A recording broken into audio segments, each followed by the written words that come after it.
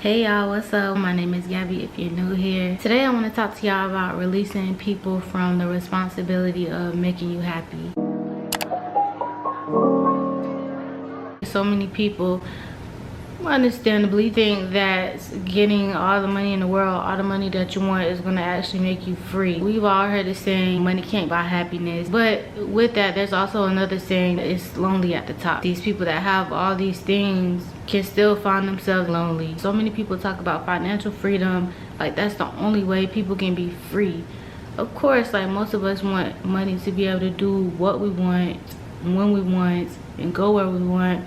Regardless if it's a 9-to-5, it's a side hustle or whatever, people just want the extra money. But it's not all about the money. So I want to talk a little bit more about being free, actually having real life freedom in your life, spiritually and mentally and emotionally, and not being so bonded to material things, to other people and things of and in this world. And I want to talk about releasing people from the responsibility of making you happy. When you look to other people for them to make you happy, you're holding them and yourself hostage. I said in a video recently that I can sometimes get easily irritated, and I'm trying not to be that way anymore because I don't want other people's actions to affect how I feel. You know, I don't want what somebody says or does or anything, whether it's towards me or not, to disrupt my internal world, because then I'm letting these people control me. And this is something that I kind of already had a sense and an idea of, but I really started to see how strong that was after I had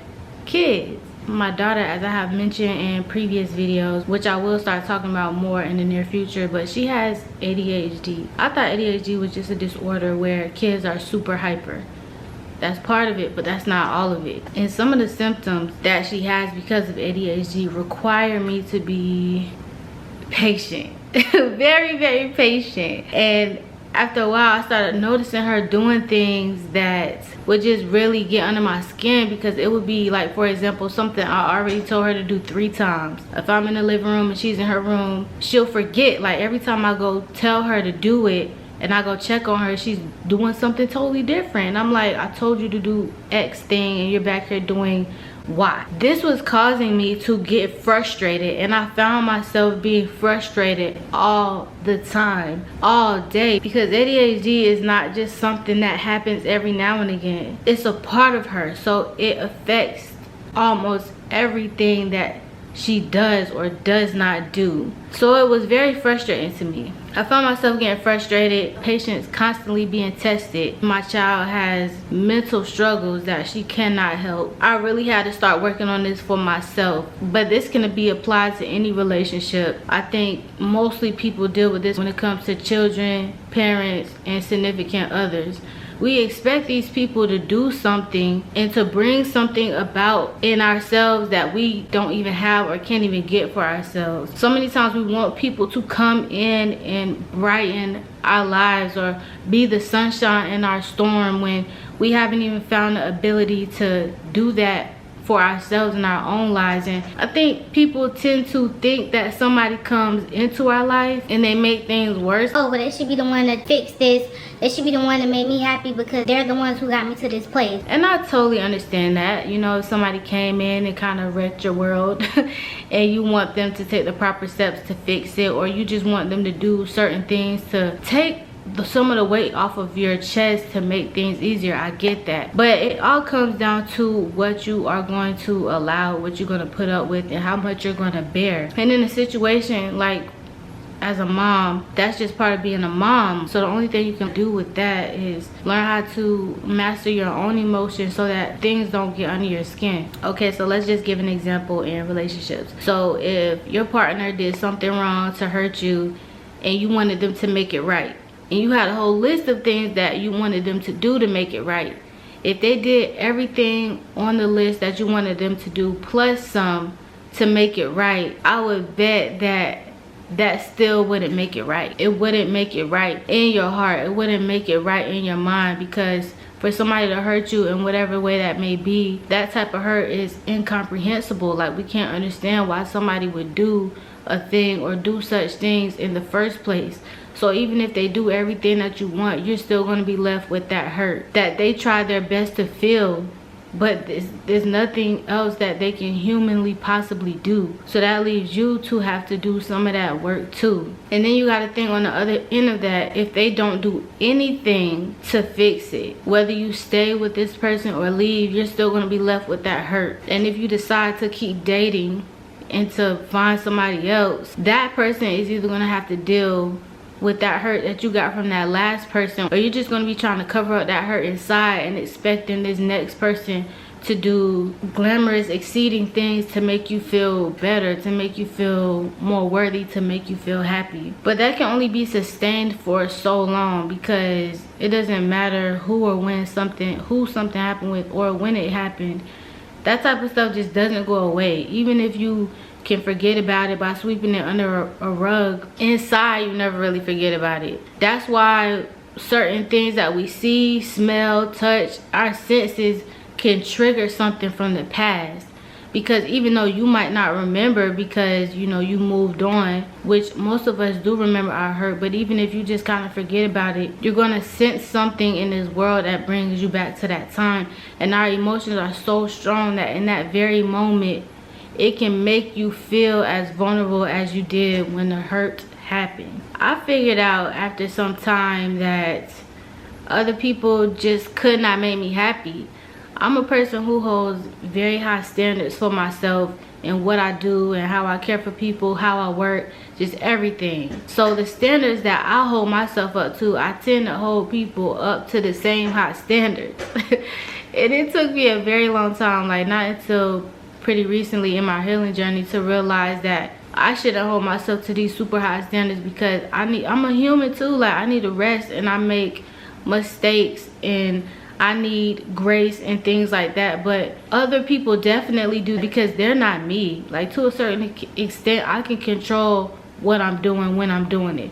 I cannot do that for other people. They have their own feelings, their own worldly experiences, and they're going to do what they do. And you can't make somebody be something or do a certain thing in order to fill up your cup. Like, you can't make somebody fill up your cup. And if you do or manipulate a situation enough to try to get somebody to do it and they actually do it, it's not going to be sustainable.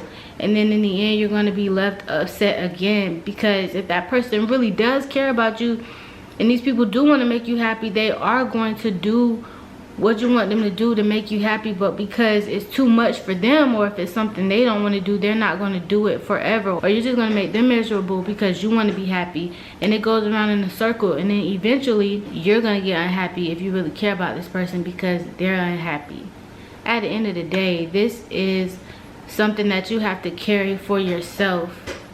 And once you start releasing people from such a heavy task of making you feel fulfilled, you just automatically start to feel so free, because you know that you're responsible for your own feelings. And I'm not saying people still not gonna do things to piss you off or irritate you or make you mad or whatever. It's life. Like, sometimes people are still gonna do stuff to make us mad, and people are gonna do stuff to get up under our skin. But it's different when you feel those emotions every now and again versus when you're living in them. When you're waiting for somebody to take a certain action, you don't know how long you'll be waiting. And then when they actually take the action, if they don't do it just right, like how you wanted them to do it, you're still going to be left disappointed.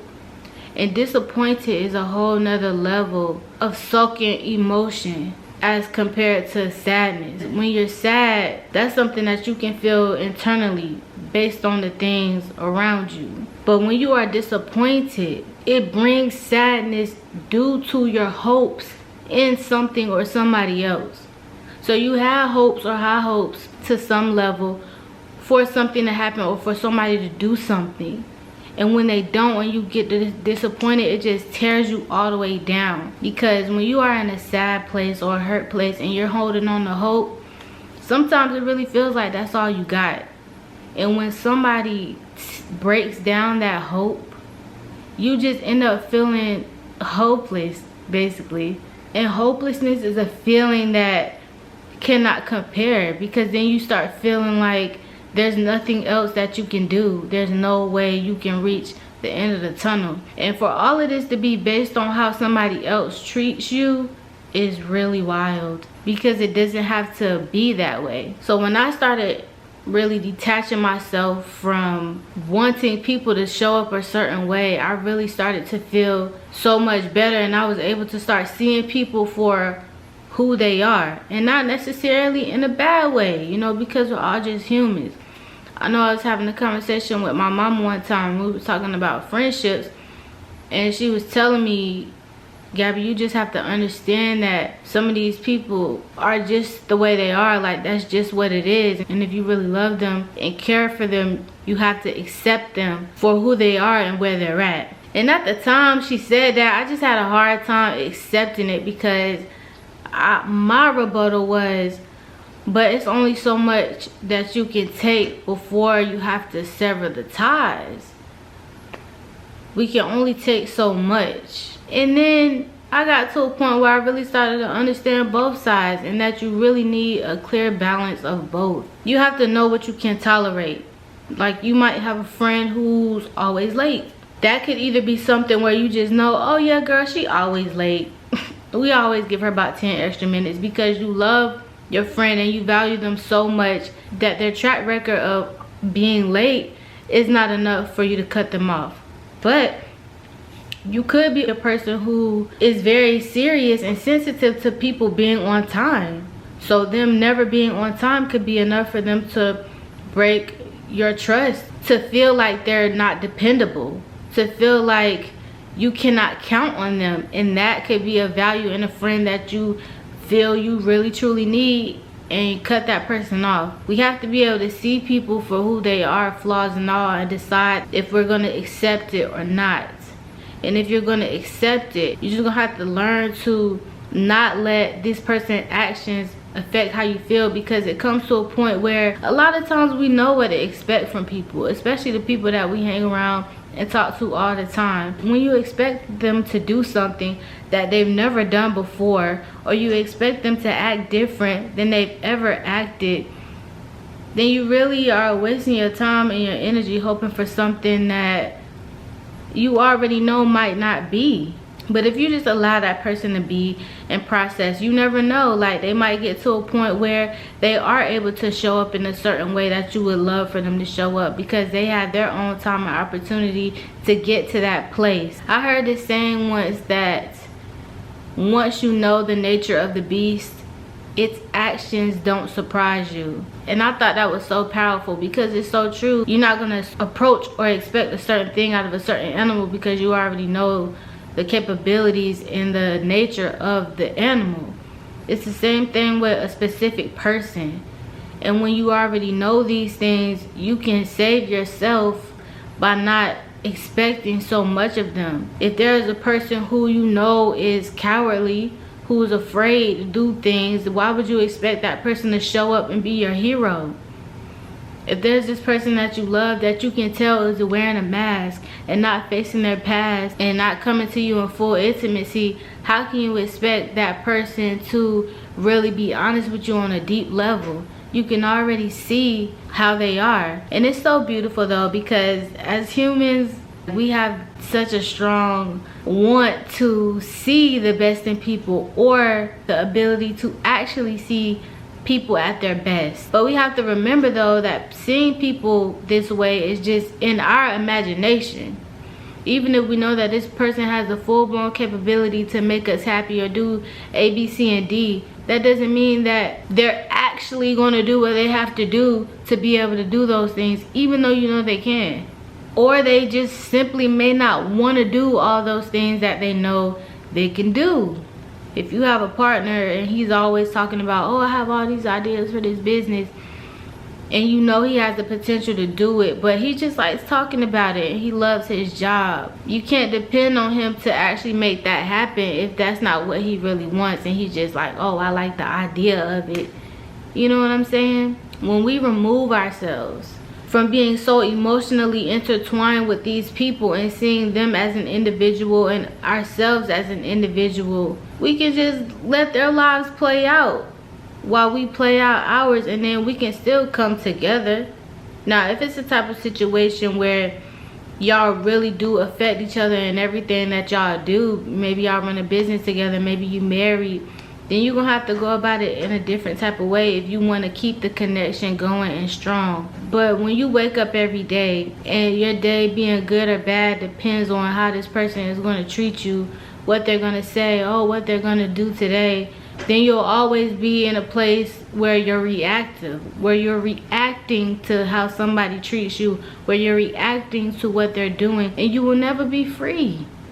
Because you put yourself in a predicament where you're allowing somebody else to control you.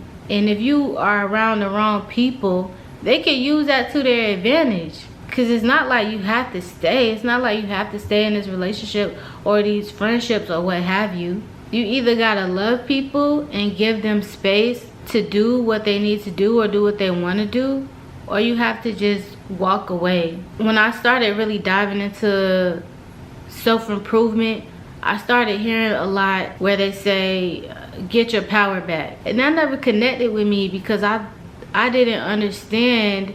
I felt like I never had power. So when it said get your power back, my thought was like, how am I supposed to get something back that I never had?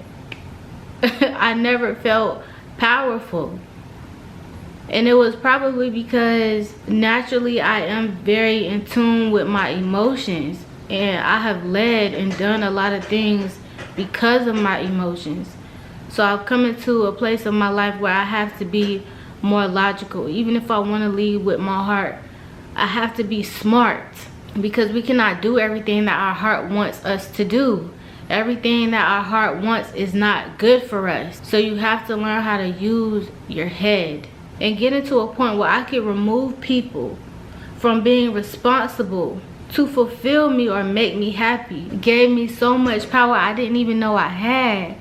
And I really started to understand, oh my God, we really do have all the power. We've just been powerless for so long that we just don't even realize it. So we leave it up to somebody else to fix the problems because we feel like we can't fix them. We feel trapped. We feel imprisoned. And the only way we can feel free is if you fix what you did. You change what you said. You change your attitude. You change your every part of your being. And when you think about it, that's so wrong.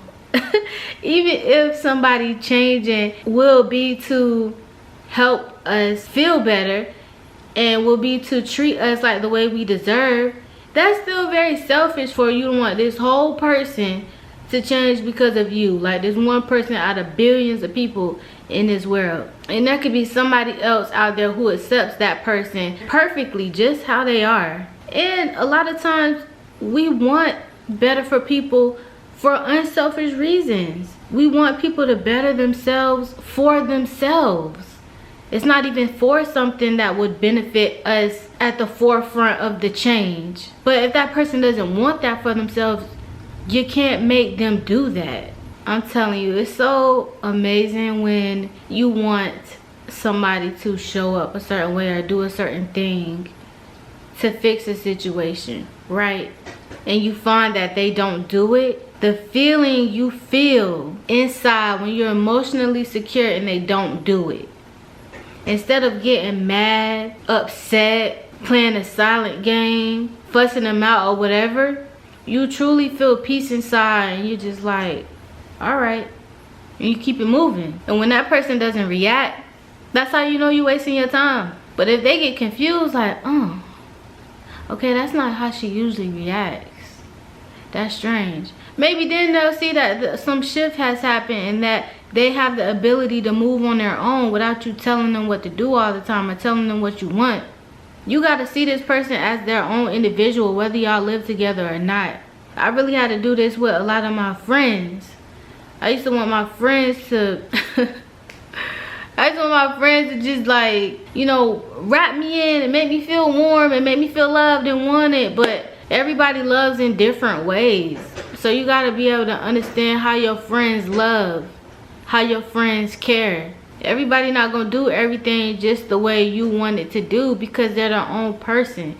That's what makes relationships so difficult and so amazing at the same time, that we can come together and still have a great time, still have beautiful memories. If you want to start making your way to really be free, you got to stop holding people hostage emotionally and letting them move at their own pace. And if it's too slow for you, you're just gonna have to make a decision in your life. But whether you stay around that person or not, there's gonna be another situation that comes around that you're gonna have to learn this. You're gonna have to learn this.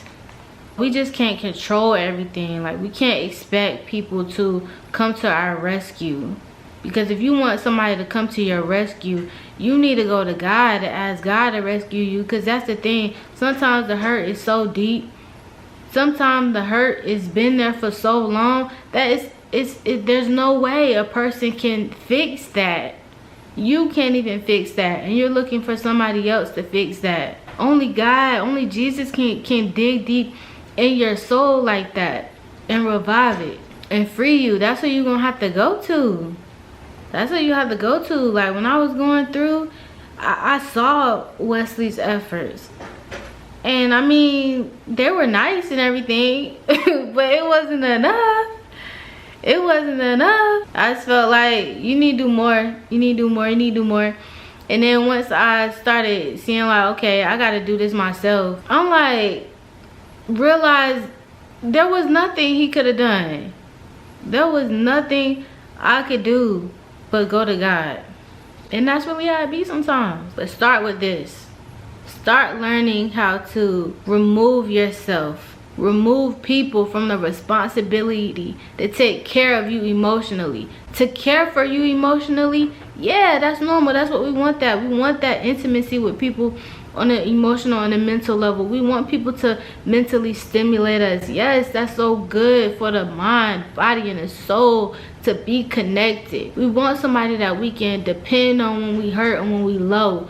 But it's a different type of thing when you depressed. It's a different type of thing when you broken. It's a different type of thing when you got hurt on hurt on hurt on hurt from this person, from that person, from that friend, from this friend, from years ago. That's different. That's different. If somebody hurt you and hurt you alone, okay, yeah, y'all can work that out together. But if this is something that just erupted from what these people did or what this person did, and there's stuff underneath that, you cannot expect one person or a few people to fix all of that. You have to show up to yourself, and you have to get down on bended knee and put your hands up to the sky and say, I don't know what I'm supposed to do, Lord. Can you help me? Send me the resources I need to figure out how to get out of this hole. You gotta want that for you, and you gotta work for that in a way that nobody else can. We gonna get free, period. Okay, that's it for today, y'all. I really hope you enjoyed this video. I love y'all so much, and until the next one, and peace and love, I'm out.